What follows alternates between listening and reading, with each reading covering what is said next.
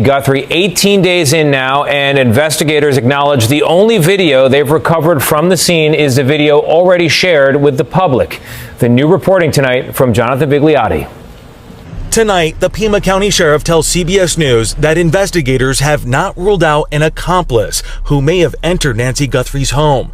This, as Sheriff Chris Nano says, the doorbell video of the masked male suspect seen outside Guthrie's front door is the only video they've been able to recover so far from multiple cameras at her home. Authorities also called on neighbors to check their cameras, but nearly 3 weeks into this search and not a single one appears to have captured anything suspicious. The FBI released this security video more than a week ago, and it remains the only concrete view of the suspect. DNA evidence recovered from the crime scene is still being analyzed, but has yet to yield results. The FBI has also visited multiple gun stores in Tucson based on this image. One shop owner says he was shown a list of names and photos. Based on the video that I saw of the kidnapper, the facial hair that I saw on the video reminds me a lot of these photographs. This, as 88 Crime has increased its reward to $102,500 for information leading to an arrest in Guthrie's disappearance. The FBI is also offering a separate reward of $100,000. Meanwhile, police have deployed signal sniffer technology hoping to pick up pings from Nancy Guthrie's pacemaker. These devices, what happens is they transmit every 2 to 3 minutes, and you're able to pick this specific signal up from hundreds of feet away up in the air and potentially locate Nancy. And investigators tonight trying to work with the private sector to recover video from the home, but so far, not a single new frame has been discovered. Meanwhile, the FBI calling on the public for help. Anyone with information is asked to call those numbers there on the screen, Tony. If you believe every victim deserves to be remembered and every truth deserves to be told, subscribe to The Crime Narrator. These stories live on because you're here to hear them. For weeks, the nation has followed the disappearance of 84-year-old Nancy Guthrie. Reported missing from her Catalina Foothills home, investigators quickly stated they believed she had been taken against her will. Blood evidence, ransom demands, surveillance footage of a masked individual. But as days pass without proof of life, difficult questions are beginning to surface. Was this truly a calculated abduction? Or is there more to the story than anyone initially realized? Law enforcement confirmed that blood found inside the home belonged to Nancy Guthrie. Multiple cryptocurrency ransom notes were sent, each with deadlines that came and went. Yet despite the demands, no verifiable proof of life has ever been provided. In many kidnapping cases, proof of life is critical. It confirms the victim is alive and strengthens negotiation efforts. In this case, that proof has never materialized, and that absence is raising concern among analysts and the public alike. Authorities have not reversed their initial assessment. The Pima County Sheriff's Department and the FBI continue to treat this as an active abduction investigation. However, without confirmation of her condition, speculation continues to grow online. Is the ransom real? Was it staged? Is someone attempting to mislead investigators? Right now, there are more questions than answers. In the next chapter, we'll examine the evidence found at the scene and why some experts say the details matter more than the headlines. If you want careful, fact-based breakdowns as this case develops, make sure to like, share, and subscribe. When deputies arrived at Nancy Guthrie's residence in Catalina Foothills, they were not responding to a routine welfare check. What they encountered immediately shifted the case from a missing person report to a suspected abduction. According to authorities, evidence inside the home indicated that Nancy may have been taken against her will. There were signs of disturbance. Most critically, bloodstains recovered at the scene were later confirmed to belong to her. That single detail transformed public concern into national alarm. Investigators began processing the home as a potential crime scene.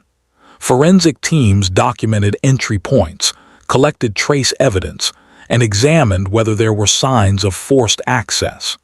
At the same time, detectives canvassed the neighborhood, requesting doorbell camera footage and interviewing residents about unusual activity. Then came the surveillance release. On February 10, the FBI shared still images and a short clip from a video doorbell camera. The footage reportedly showed a masked individual carrying a backpack on the property around the time of her disappearance. The person appeared armed. The release was strategic. Law enforcement hoped someone would recognize clothing, posture, or movement patterns. But despite the public appeal, no immediate identification was announced. The presence of blood and the masked figure strongly supported the abduction theory. Yet investigators have remained careful with their language. They have not publicly described the amount of blood recovered, nor whether it suggested injury severity. Those details remain sealed as the forensic analysis continues. What happened inside that home may hold the key to the entire case. As investigators process the scene, a new and alarming development emerged: ransom demands. Good morning. I hope you've been kind of informed of the rules. That I'm going to try to get as many, if not all of you, an opportunity to ask a question. But last time we tried this, it was just kind of chaotic, people yelling. So I'd ask that you just kind of be patient with me, pay attention to the questions asked, because sometimes you guys want to ask the same question twice, and you're going to get the same answer. So help yourself, get what you can out of this. I'm going to give you one question and a follow-up, okay? But before we get there, I do have some comments. First of all, I want to begin by offering our condolences to our partners at the state Department of Public Safety's tragically lost 2 members last night in a helicopter crash up in northern Arizona. So if you would keep them in your prayers, Colonel Gulliver and his team, I'm sure, would have greatly appreciated it. Along the same lines, I think you all saw last night, I'm trying to speak up, not yell, because apparently I talk soft.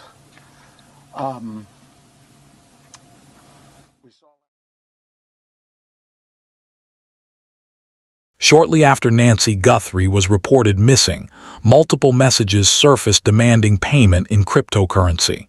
The notes included strict deadlines and warnings. The message was clear: pay or face consequences. But there was one critical problem: no proof of life. In legitimate kidnapping negotiations, abductors typically provide evidence that the victim is alive. This can include a recent photograph, a recorded audio clip, or specific information only the victim could confirm. In Nancy's case, authorities stated that no verified proof of life had been received. That absence immediately complicated the investigation. Were the ransom notes authentic? Was someone attempting to exploit a tragedy? Or had something already gone wrong before the demands were even sent? Cryptocurrency adds another layer of complexity. While blockchain transactions can be traced, identifying the individual behind a wallet address can require extensive digital forensics and federal cooperation. Investigators have not publicly disclosed whether any funds were transferred, nor have they confirmed the origin of the ransom communications. As the deadlines passed without public resolution, concern intensified.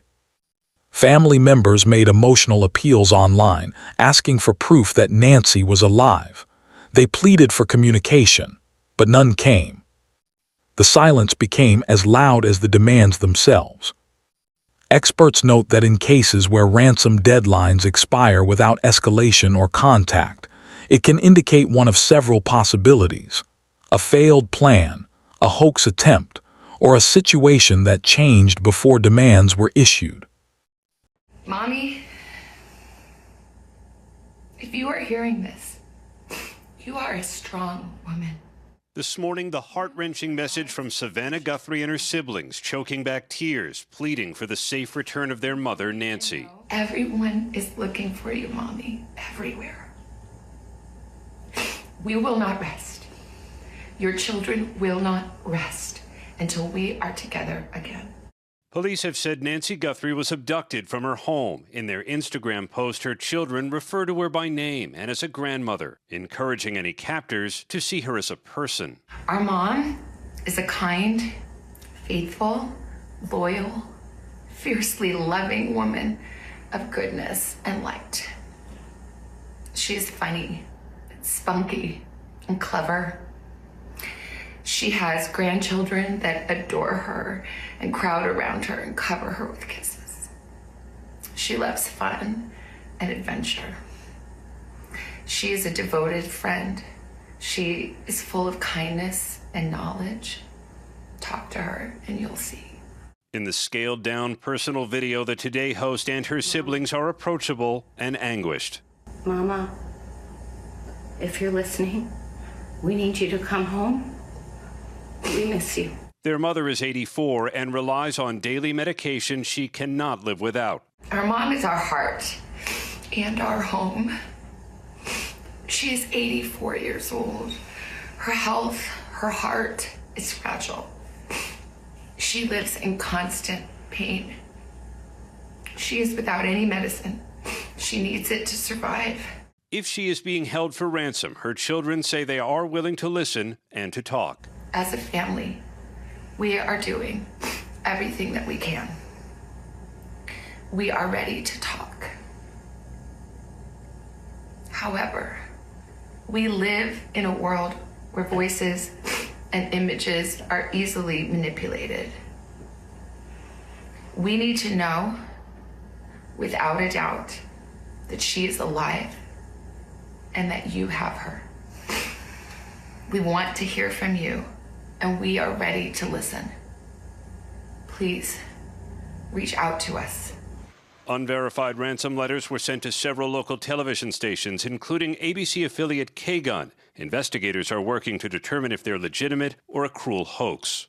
They humanized their mother and talked in very kind, loving ways about her, because you're trying to touch the heart maybe of somebody who kidnapped or abducted or is holding their mother. And you just never know what switch it'll flip in people to maybe do the right thing. The search is now intensifying with more manpower and new resources. The FBI is sending additional agents and experts in hostage negotiation and technology. Officials say Director Kash Patel is coming to personally oversee the operation. Investigators return to the home with a dog and put up tape indicating a crime scene. Overnight, her community prayed for Guthrie's safe return. The sheriff here has said he believes that Nancy Guthrie is alive. He has offered no suspects, though, in connection with her disappearance. The video is an invitation to negotiate. Savannah Guthrie and her siblings want proof their mother is alive and to find out what it will take to get her back. Guys? Yeah. Well, we certainly do hope that she is still alive. Absolutely. Thank you, Aaron. Wow. For now, authorities continue to treat the case as an active abduction investigation. But the lack of proof of life remains one of the most troubling aspects of the case. On February 10, investigators made a critical move. The FBI released still images and a short clip from a video doorbell camera taken at Nancy Guthrie's property around the time of her disappearance. The footage showed a masked individual on the premises. The person appeared to be carrying a backpack. Authorities also described the individual as armed. The images were grainy, but clear enough to confirm one thing. Someone was there. Law enforcement hoped the public would recognize something.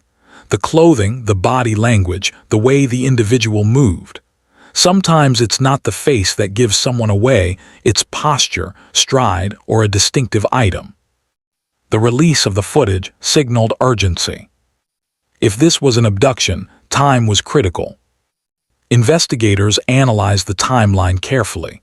When did Nancy last communicate with anyone? When was the masked individual first seen? How long were they on the property? Did they enter through force, or was there another explanation? Neighborhood canvassing intensified. Detectives collected additional surveillance from surrounding homes and nearby roadways. Vehicles moving through the area during the relevant window were flagged and reviewed. But publicly, details remained limited. Authorities have not confirmed whether the masked figure has been identified. They have not disclosed whether fingerprints, DNA, or other trace evidence were recovered that could link a suspect to the scene. What is clear is this: the presence of that individual transformed the case from uncertainty to visible threat. And yet, even with footage and forensic evidence, Nancy's whereabouts remain unknown. Weeks after Nancy Guthrie vanished from her Catalina foothills home, one painful truth remains: she has not been found. The investigation has expanded far beyond a single neighborhood. The Pima County Sheriff's Department continues to lead the case, working alongside the FBI, U.S. Customs and Border Protection, and specialized forensic teams. Digital analysts have examined Ransom communications. Crime scene experts have processed every inch of the residence. Surveillance footage from surrounding areas has been reviewed frame by frame. And still no confirmed sighting, no verified proof of life. Authorities have remained firm in describing this as an active and ongoing investigation. They have not publicly named a suspect. They have not disclosed whether the masked individual captured on camera has been identified. Key forensic findings remain sealed to protect the integrity of the case. For Nancy's family, the waiting is unimaginable. Public appeals have continued, asking anyone with information to come forward. Of intel, and we have investigators on the other side of these calls, basically, that are combing through the thousands of tips that are being received in this center. There has been a few times where we feel that somebody needs to look at this tip, somebody needs to look at this lead immediately. So we will call the appropriate investigators to say, hey, this information was put into the call, but we need somebody to look at this immediately. The Sheriff's Department also providing an update on clues in the investigation, writing, quote, the only item that has been positively identified is the Ozark backpack. Investigators are working to determine where the other items may have been purchased.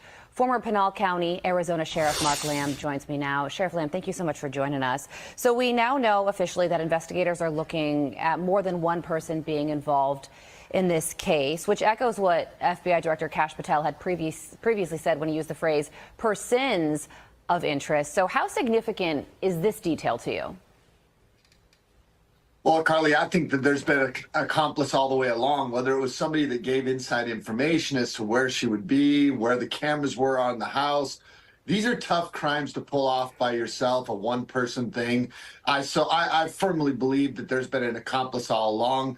And that's going to make it, I think, a little bit easier eventually to find some resolution to this case, especially now that they've increased the reward for information. You can see the amount of calls that are coming in because of that. And all it takes is one lead to break this case open. Yeah, that's a really good point. It's easier to find two people than one, three people even better, because, you know, the more.